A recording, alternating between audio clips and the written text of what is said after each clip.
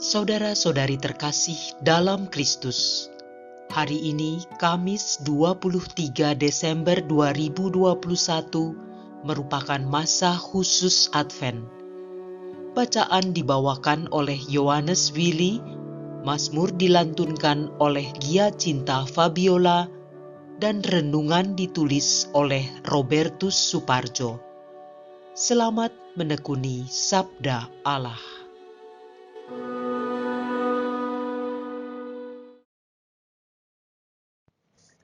Bacaan dari Nubuat Maleaki. Bab 3 ayat 1 sampai dengan 4 dan bab 4 ayat 5 sampai dengan 6. Beginilah firman Tuhan semesta alam. Lihat, aku menyuruh utusanku supaya ia mempersiapkan jalan di hadapanku. Dengan mendadak, Tuhan yang kamu cari itu akan masuk ke bait-Nya. Malaikat perjanjian yang kamu kehendaki itu, sungguh ia datang. Siapakah yang dapat tahan akan hari kedatangannya? Siapakah yang dapat tetap berdiri apabila ia menampakkan diri? Sebab ia seperti api tukang pemurni logam, dan seperti sabun tukang penatu. Ia akan duduk seperti orang yang memurnikan perak, dan ia akan mentahirkan orang Lewi, menyucikan mereka seperti emas dan seperti perak, supaya mereka menjadi orang-orang yang mempersembahkan kurban yang benar kepada Tuhan. Maka persembahan Yehuda dan Yerusalem akan berkenan di hati Tuhan, seperti pada hari-hari dahulu kala, dan seperti tahun-tahun yang sudah-sudah. Sesungguhnya, aku akan mengutus Nabi Elia kepadamu, menjelang datangnya hari Tuhan yang besar dan dahsyat itu. Maka ia akan membuat hati bapak-bapak berbalik kepada anak-anaknya, dan hati anak-anak kepada bapaknya, supaya jangan aku datang memukul bumi sehingga musnah. Demikianlah sabda Tuhan.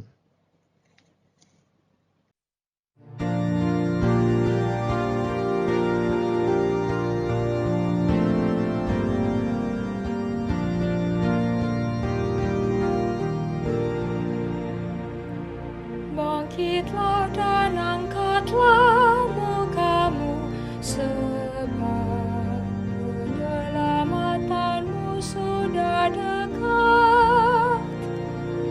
Beritahukanlah jalan-jalanmu kepadaku, ya Tuhan.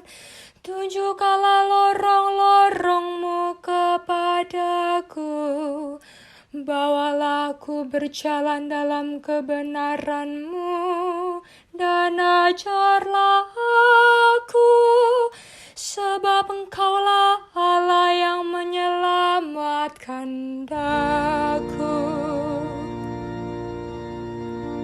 Bangkitlah dan angkatlah mukamu, sebab penyelamatanmu sudah dekat. Tuhan itu baik dan benar, sebab itu Ia menunjukkan jalan kepada orang yang sesat.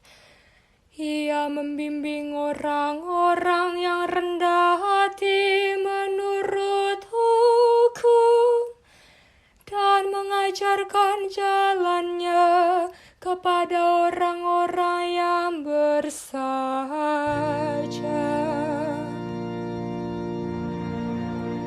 Bangkitlah dan angkatlah mukamu,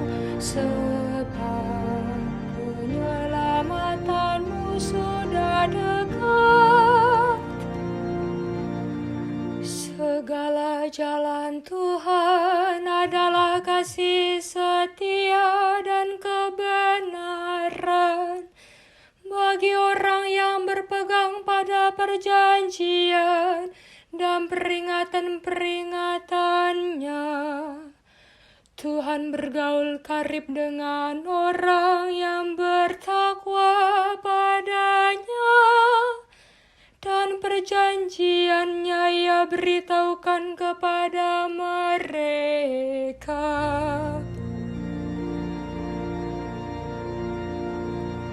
Bangkitlah dan angkatlah mukamu, sebab penyelamatanmu sudah dekat.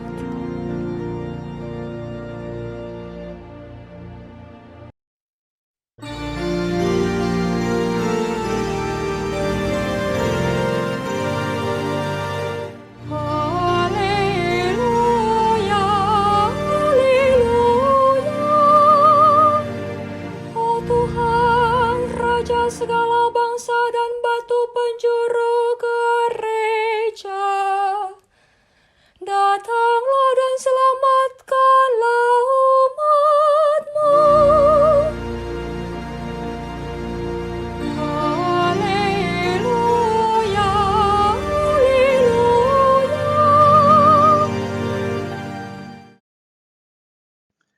Inilah Injil suci menurut Lukas, bab 1 ayat 57 sampai dengan 66. Genaplah bulannya bagi Elisabet untuk bersalin, dan ia melahirkan seorang anak laki-laki.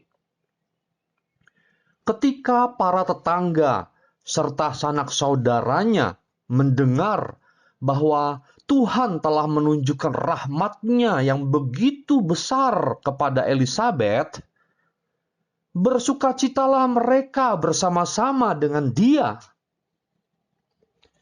Maka datanglah mereka pada hari yang ke-8 untuk menyunatkan anak itu, dan mereka hendak menamai dia Zakaria menurut nama bapaknya. Tetapi Elisabet, ibunya, berkata, "Jangan, ia harus dinamai Yohanes."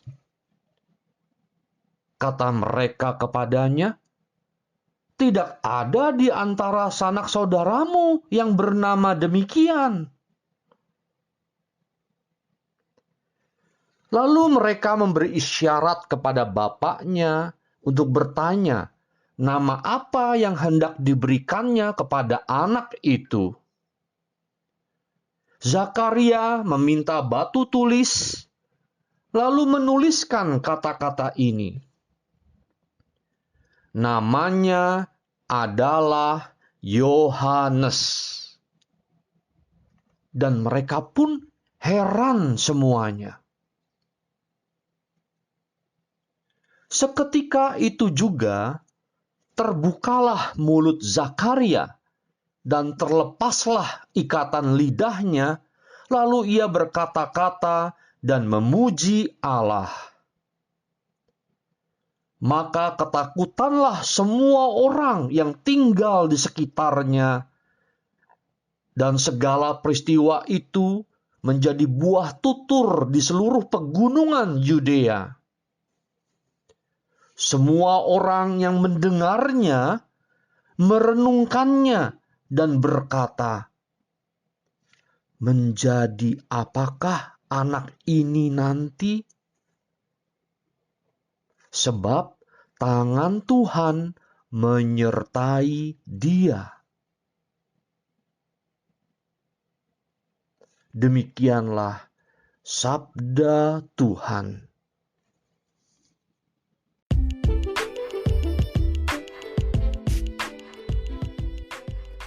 Allah tak pernah ingkar janjinya. Renungan dibawakan oleh Robertus Suparjo.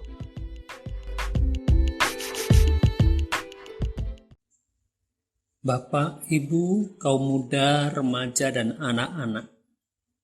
Bacaan pertama hari ini menyajikan bagaimana Maleaki mengingatkan kepada bangsa Yahudi untuk kembali kepada Allah. Sebagai nabi, ia merasa jijik terhadap kehidupan keagamaan yang dingin dan kesantaian bangsanya. Ia melihat orang Yahudi pasca pembuangan di Palestina kembali mengalami kesusahan dan kemunduran rohani. Mereka menjadi sinis, meragukan kasih dan janji Allah, menyaksikan keadilan Allah dan tidak percaya bahwa ketaatan kepada Allah itu berguna. Mereka berpendapat bahwa tidak ada gunanya beribadah kepada Tuhan, karena orang yang berbuat jahat lebih berhasil daripada orang saleh. Dalam situasi seperti itu, bangkitlah seorang nabi yang disebut utusanku, Maleaki atau Malaaki, yang disuruh Tuhan mempersiapkan jalan di hadapannya. Utusan ini datang karena praktek formalisme keagamaan Israel sudah jauh menyimpang dari substansinya. Para imam sedang merusak perjanjian Allah dengan Lewi karena mengorbankan binatang cacat, sakit, luka, dan pelayanan di bait Allah dipandang sebagai susah payah dan tidak lagi sebagai kehormatan yang menggembirakan. Umat Israel pun sedang menajiskan perjanjian bapa leluhurnya. Mereka kawin dengan wanita yang menyembah dewa-dewa, bersumpah palsu, melanggar hak-hak orang lemah, bukan saja lalai memberikan persepuluhan, tetapi menipu Tuhan. Karena itu, Israel sangat wajar mendapat pengajaran dari Tuhan. Ia mengingatkan bangsanya untuk bertobat dari dosa dan kemunafikan mereka sebelum hukuman tiba. Ia mengajak bangsanya menyingkirkan semua rintangan ketidaksetiaan yang menghalangi arus kemurahan dan berkat Allah, serta mengajak kembali pada Tuhan dan perjanjiannya yang taat dan tulus hati. Maleaki menubuatkan kedatangan Mesias yang digambarkan sebagai tukang pemurni logam dan sabun tukang penatu. Tugas Mesias itu adalah memurnikan dan membersihkan. Seperti api untuk memisahkan murni dari logam lainnya, menjadi seperti sabun tukang penatu untuk membersihkan kotoran atau noda yang menempel.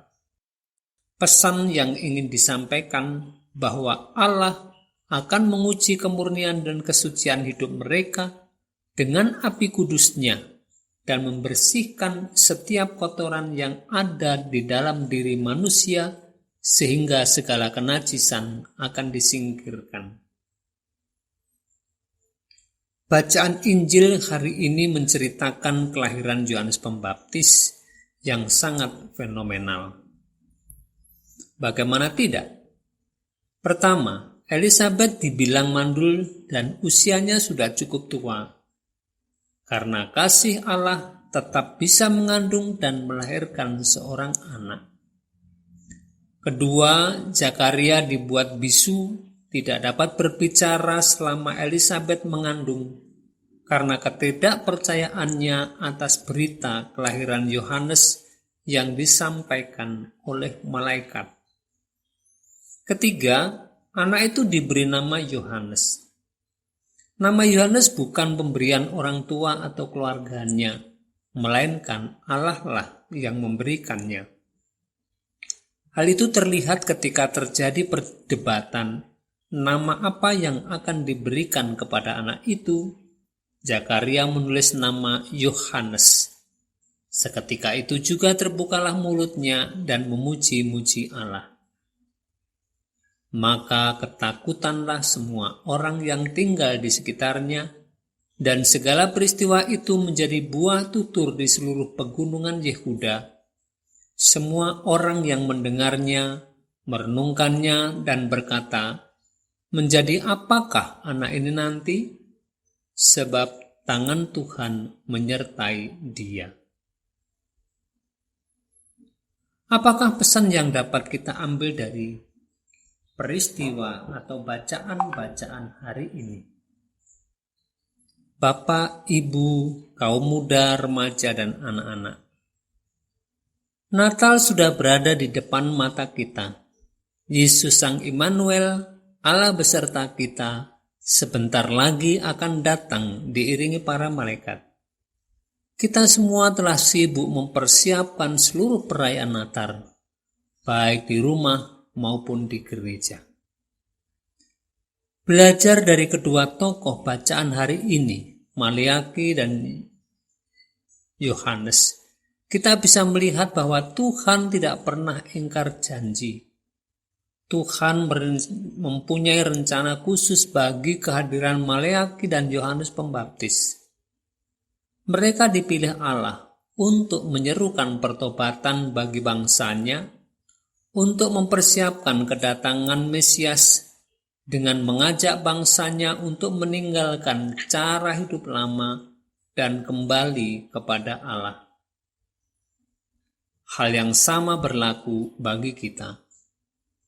Allah punya rencana terhadap keberadaan kita masing-masing. Jati diri, misi, dan panggilan hidup kita sudah menjadi agenda Allah. Dengan kata lain, kita adalah pribadi yang bernilai di hadapan Allah. Kita bernilai karena pemberian kasih Allah yang pada gilirannya kita harus berbagi kepada sesama.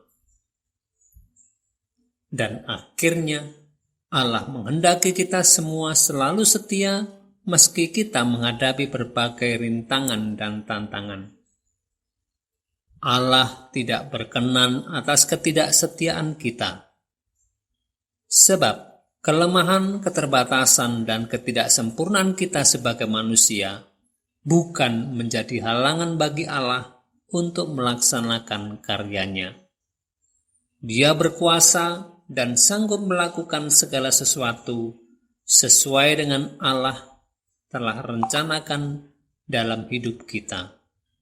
Berserahlah, bertobatlah, dan setia selalu pada Allah penyelamat kita. Amin. Marilah berdoa. Allah Bapa kami persembahkan semua doa, pikiran, perkataan, tindakan, dan seluruh hidup kami dalam kesatuan dengan Putra-Mu Yesus Kristus. Ajarilah kami untuk senantiasa setia pada janji-Mu, seperti Engkau setia pada janji-Mu sendiri. Curahkanlah Roh Kudus-Mu ke dalam hati kami, agar kami senantiasa mampu mewujudkan jati diri sebagai anak-anak yang Kau cintai. Kau utus untuk menjadi saksi dan pewarta kabar sukacita-Mu. Demi Kristus Tuhan dan pengantara kami, kini dan sepanjang masa. Amin.